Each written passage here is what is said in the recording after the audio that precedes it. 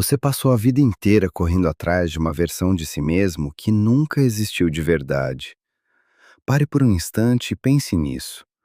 Todos os anos de busca, todas as noites viradas lendo textos que prometiam te libertar, todas as manhãs sentado em silêncio, tentando encontrar algo que nem sabia nomear.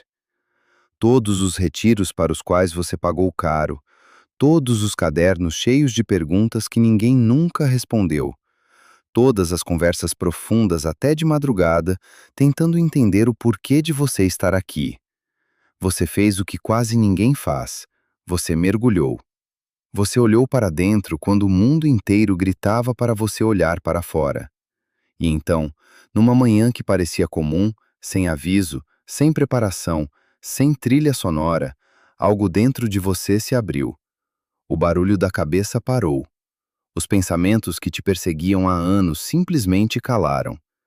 Você sentiu pela primeira vez na vida que não estava separado de tudo. Sentiu que fazia parte de algo imenso, vivo, antigo. E naquele momento você teve certeza absoluta. Era isso. Era aqui que sua vida verdadeira começava. Era daqui que viria o combustível infinito, a clareza, a paixão, o propósito que nunca te faltaria mais. Você esperava acordar no dia seguinte como uma pessoa nova. Esperava que os sonhos antigos voltassem com força dobrada. Esperava que cada meta antiga ganhasse sentido novo, cada projeto ganhasse vida nova, cada relação ganhasse profundidade nova. Você esperava fogo. Mas o que veio foi outra coisa completamente diferente. E ninguém, nem livro, nenhum mestre, nem vídeo te avisou que isso viria. Antes de continuar, amigos, se inscrevam no canal e deixem o like.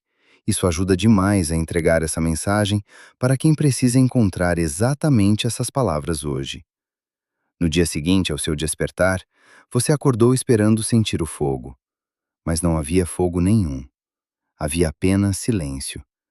E não era o silêncio bonito da meditação, o silêncio expansivo que você tinha aprendido a amar. Era um silêncio diferente. Um silêncio oco. As metas que até a semana passada pareciam sagradas, de repente soavam como frases decoradas de uma vida que não era sua. A carreira que você construiu com tanto suor parecia um traje emprestado. As pessoas que você perseguia, os lugares que você queria alcançar, os títulos que te faziam perder noites de sono, tudo isso começou a parecer um sonho que pertencia a outro alguém. Você se pegou deitado na cama de manhã, sem conseguir encontrar um único motivo para se levantar. E o mais assustador de tudo é que você não estava triste. Você não estava chorando. Você não estava passando pelo que os médicos chamariam de depressão clássica. Você estava simplesmente vazio. Sem raiva, sem revolta, sem drama. Só vazio. Um tipo de vazio que não tem nome em nenhuma língua que você conhece. Você tentou conversar com pessoas próximas. Elas falaram para você descansar mais, trocar de ambiente, viajar. Você tentou voltar para as práticas espirituais que antes te enchiam, e elas pareciam gestos vazios. Você começou a se perguntar em segredo se algo estava errado com você, se talvez o despertar tivesse quebrado alguma coisa por dentro que não podia mais ser consertada. Se você está ouvindo essas palavras agora, eu preciso que você escute com muita atenção o que vou dizer a seguir. Você não enlouqueceu. Você não fracassou. Você não está defeituoso. Você não quebrou nada. O que está acontecendo com você tem nome, tem estrutura, tem explicação precisa. E existiu um homem que passou décadas da vida estudando exatamente esse fenômeno em centenas de pacientes. Ele desenhou um mapa completo desse território que você está atravessando. E o que esse homem descobriu sobre o que vem depois desse vazio vai te fazer enxergar sua situação atual com olhos completamente diferentes. O nome desse homem é Carl Jung. E o que ele descobriu vai mudar para sempre a forma como você enxerga esse vazio que te consome agora. Jung foi um dos maiores estudiosos da mente humana que já existiu. Ele passou a vida inteira ouvindo pessoas que, vistas de fora, estavam vivendo o sonho. Executivos no topo das suas empresas, artistas celebrados por multidões, acadêmicos respeitados no mundo inteiro, médicos, juízes, líderes religiosos, gente que aparentemente tinha conquistado tudo que uma vida pode oferecer. E um por um, em consultórios silenciosos, eles confessavam a mesma coisa. Por trás de todo sucesso havia um buraco. Não era cansaço, não era tédio passageiro, não era uma fase ruim que passaria com férias. Era ausência, ausência de substância, ausência de sentido, ausência de algo que eles próprios não conseguiam nomear. E Jung começou a perceber algo perturbador. Quanto mais a pessoa tinha mergulhado em experiências profundas, em silêncio, em introspeção, em práticas de clareza interior, mais devastador era o colapso que vinha depois. Era como se a luz que libertava essas pessoas fosse a mesma luz que apagava o fogo que as movia. Jung olhou para isso por anos e deu um nome ao fenómeno. Ele chamou de paradoxo do despertar. O paradoxo é cruel. Você passa a vida buscando clareza e, quando finalmente encontra, descobre que a clareza revela coisas que você não estava pronto para ver. Você descobre que a metade das coisas que te faziam correr eram mentiras que você contava para si mesmo. Você descobre que os objetivos que pareciam tão importantes eram apenas formas sofisticadas de fugir de algo que vivia bem no fundo do peito. E quando você vê isso, não tem volta. Não tem como desver. Não tem como fingir que não enxergou. E é exatamente por isso que o vazio chega com tanta força. Para entender o que realmente está acontecendo dentro de você, agora, precisamos voltar ao começo da sua história, porque esse vazio não nasceu ontem. Ele tem uma raiz muito mais antiga do que você imagina. Jung observou algo que ele chamou de persona. Imagine a persona como uma máscara que você começou a construir quando ainda era muito pequeno. Naquela época, você percebeu algumas coisas sobre o mundo. Percebeu que certos comportamentos traziam sorrisos dos adultos, outros traziam olhares frios. Certos jeitos de ser traziam abraços, outros traziam silêncio. E sem que ninguém ensinasse, você começou a selecionar. Começou a esconder algumas partes suas e exibir outras. Foi assim que a máscara nasceu. Ela te protegia, ela te garantia amor, ela te dava pertencimento, ela te abria portas. Com o passar dos anos, essa máscara foi ficando mais sofisticada. Ela escolheu sua faculdade, ela escolheu sua profissão. Ela escolheu com quem você namorou, com quem você casou, quais amigos você manteve por perto. Ela definiu o que significava sucesso para você. Ela desenhou cada meta importante da sua vida adulta. Jung não acreditava que a persona fosse algo ruim. Pelo contrário, ela é necessária para sobreviver em sociedade.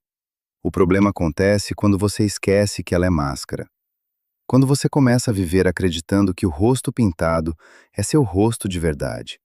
E foi aí que o seu despertar entrou em cena como uma lâmina afiada. Num instante, ele cortou a máscara.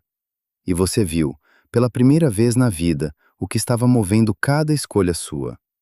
Não era paixão, não era propósito, não era chamado. Era medo. Medo de parecer fraco. Medo de decepcionar quem te criou. Medo de descobrir que, sem os títulos e as conquistas, talvez não sobrasse ninguém ali dentro. E quando o medo foi exposto, toda a estrutura que ele sustentava começou a ruir. Mas o que vem depois dessa queda é algo que poucos conseguem atravessar sem se perder pelo caminho. O que Jung descobriu sobre essa queda é que ela tem nome, tem forma e tem até uma origem muito antiga. Ele foi buscar esse nome num lugar inesperado. Foi buscar nos livros empoeirados dos alquimistas medievais. Aqueles homens que passavam a vida em porões escuros, tentando transformar metal comum em ouro. O que quase ninguém sabe é que a alquimia nunca foi só sobre metais. Era sobre a alma humana. E dentro desse universo antigo, existia uma fase específica que os alquimistas temiam mais que todas as outras. Eles chamavam essa fase de nigredo. A palavra significa escurecimento. Era um momento em que a matéria precisava ser completamente dissolvida. Precisava perder toda a forma anterior. Precisava virar nada antes de poder virar algo novo. Sem esse escurecimento, não havia ouro. Sem essa morte, não havia renascimento. Jung olhou para isso e reconheceu de imediato. Era exatamente o que ele via nos consultórios. Era exatamente o que acontece com você agora. O falso precisa morrer antes que o verdadeiro possa nascer. E essa morte dói. Ela dói de um jeito que não cabe em palavras. O grande problema é que ninguém te prepara para essa fase. As tradições espirituais do mundo inteiro adoram falar sobre a luz no fim do caminho. Falam sobre paz, sobre expansão, sobre conexão com o infinito. Mas quase nenhuma delas tem coragem de falar com honestidade sobre o deserto que existe no meio. Sobre os meses ou os anos em que você vai caminhar sem saber onde está indo, sem sentir nada, sem reconhecer o próprio rosto no espelho. E por não saberem que essa fase é parte do caminho, as pessoas entram em pânico. Elas acham que quebraram. Elas tentam correr de volta para quem eram antes. E a mensagem de Jung para quem vive isso é sempre a mesma. Não fuja do escuro. Você está dentro do casulo. E o que está acontecendo lá dentro é mais sagrado do que você imagina. Deixa eu te contar sobre um tipo de paciente que passava pelo consultório de Jung com uma frequência que começou a assustar até ele. Imagine uma mulher de quase 50 anos. Ela passou mais de 2 décadas construindo uma carreira brilhante numa grande empresa. Começou como estagiária, subiu degrau por degrau. Abriu mão de férias, de fins de semana, de relacionamentos inteiros. Chegou ao topo. Recebeu todos os prêmios possíveis. Tinha um apartamento dos sonhos. Tinha a vida que ela sempre dizia que queria.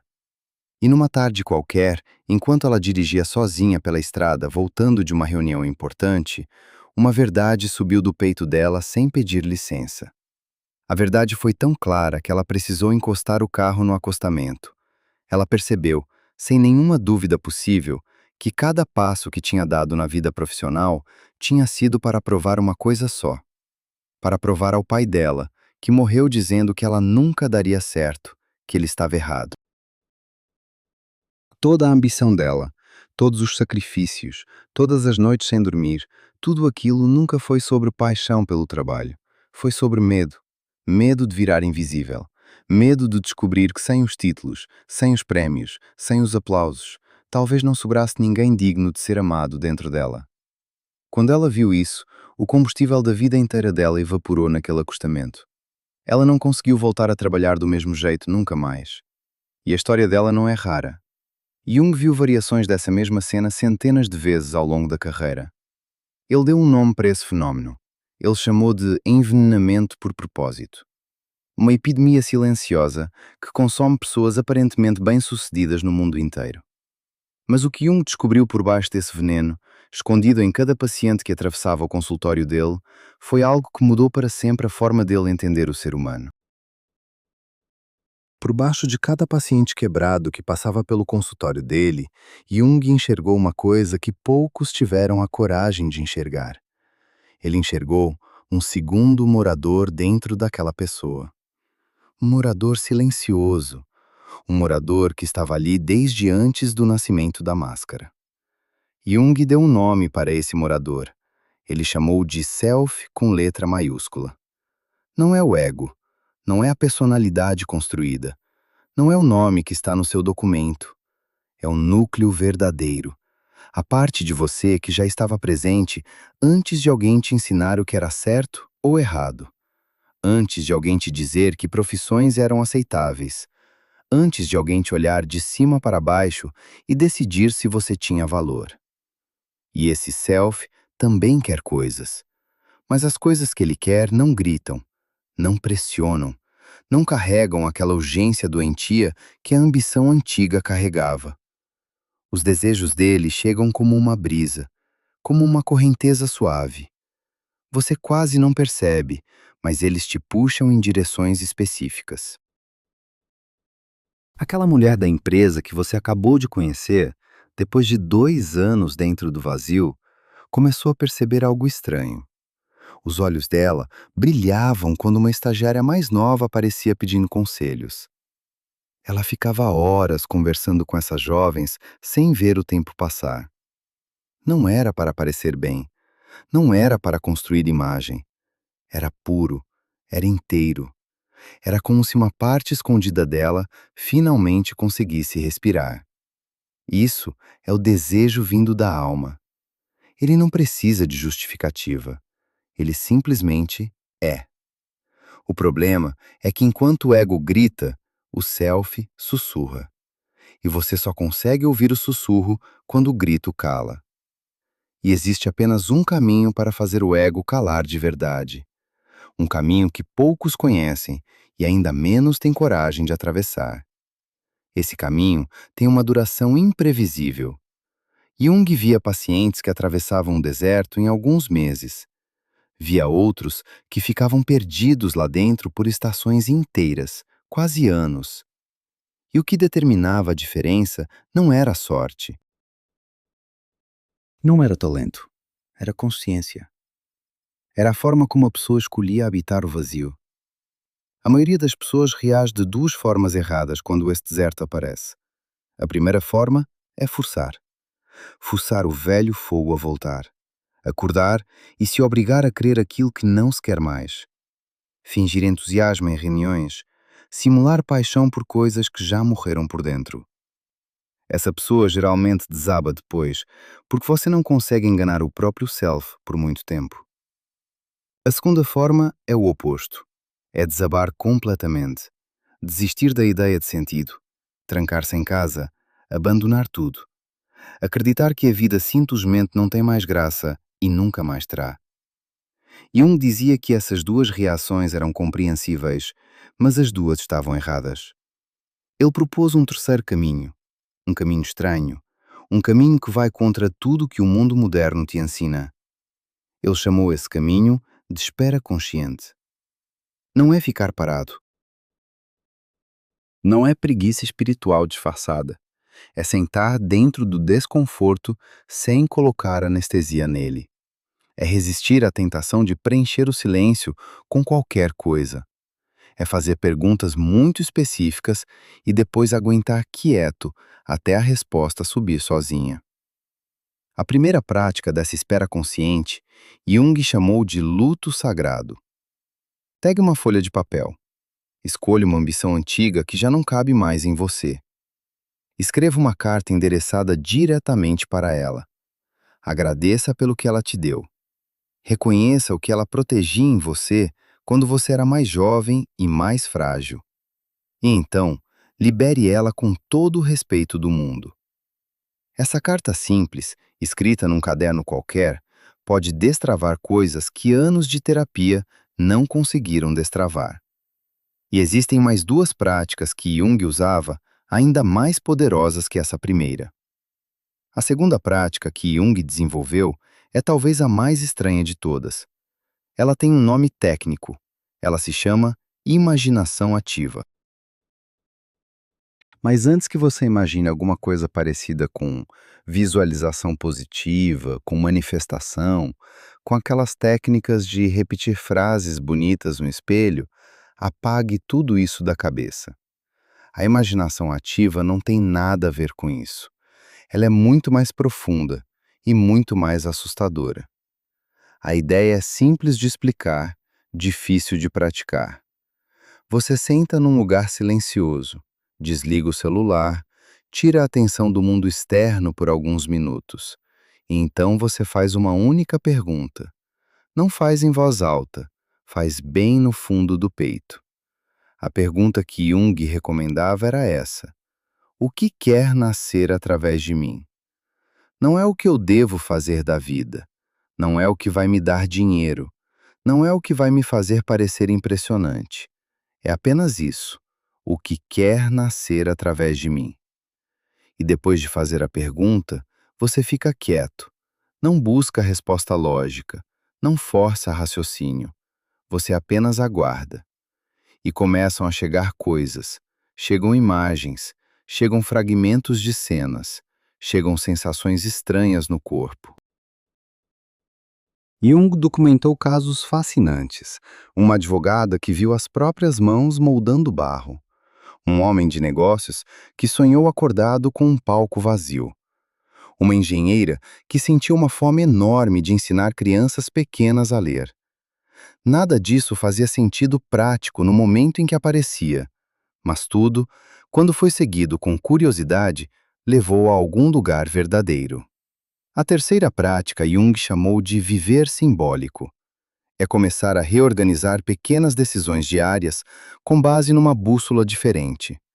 Em vez de escolher pelo currículo, você escolhe pela ressonância. Em vez de escolher o que impressiona, você escolhe o que te faz respirar fundo.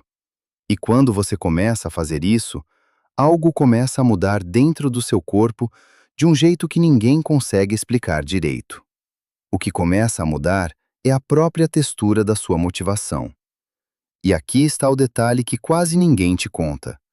A motivação antiga, a motivação que vinha do medo, tem um gosto muito específico. Ela é urgente, ela é apertada. Ela vive com o relógio invisível batendo no peito, te dizendo que você precisa chegar em algum lugar antes que seja tarde demais. Ela te deixa os ombros tensos. Ela faz a sua mandíbula travar durante o sono. E pior, ela depende sempre de alguém olhando. Se ninguém aplaude, ela começa a apagar. A motivação nova tem um gosto oposto. Ela é calma, ela é paciente. Ela não te empurra, ela te puxa. Ela chega no corpo como calor no peito, não como aperto. Ela funciona mesmo quando ninguém está vendo. E mais estranho ainda, ela não te cansa. Ela te enche. Pacientes de Jung costumavam dizer frases que pareciam impossíveis. Frases como: eu não estou trabalhando, eu estou me lembrando de quem eu sempre fui. Frases como: eu não estou construindo nada, apenas estou deixando algo passar através de mim. E é aqui que eu quero te deixar com a mensagem mais importante de tudo o que foi dito. O vazio que você sente agora não é o fim da sua história. Ele é o começo da versão verdadeira dela. A versão que não vai desabar na próxima crise, porque ela não foi construída em cima de medo nenhum. Sua tarefa a partir de hoje é simples. Por 30 manhãs seguidas, reserve 10 minutos no silêncio. Pegue um caderno, escreva a pergunta: o que quer nascer através de mim? E escreva qualquer coisa que vier, sem julgar, sem editar, sem achar bobo. A moral dessa história é uma só. A vida verdadeira não se descobre pensando. Ela se descobre ouvindo. E agora eu quero te perguntar diretamente. Você tem coragem de ficar em silêncio por tempo suficiente para ouvir o que o seu self está tentando te dizer há anos? Escreva nos comentários uma única palavra que descreva onde você está nesse processo agora. Se esse vídeo tocou você, deixe o like e se inscreva no canal para não perder o próximo.